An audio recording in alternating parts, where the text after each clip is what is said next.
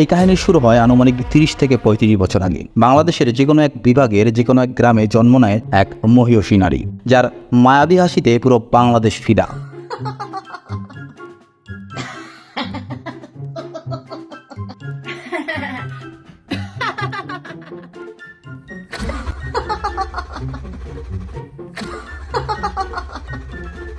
যার মুখের ভাষা শুনলে আপনার কান থেকে পোক পড়ে যাবে।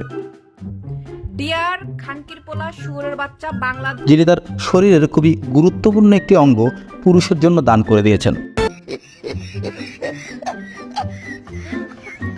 না, আপনি ভুল ভাবছেন, সেটা হচ্ছে তার নাক। তিনি দালালদের বিরুদ্ধে খুবই প্রতিবাদী। ডিয়ার খানকির পোলা শুয়োরের বাচ্চা বাংলাদেশে দালাল। তিনি তার কাছে থাকা দুটি কন্টেন্ট দেখিয়ে প্রায় 4 লাখেরও বেশি ফেসবুকে ফলোয়ার তৈরি করেছেন।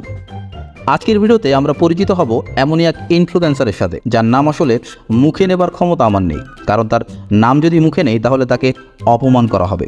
তো বুড়া মানুষের বাল ফালানো বাদ দিয়া চলেন শুরু করা যাক। Guys, একটু ঠেলো, কেউ একটু ঠেলো। পাপা ইস্যু করবে না।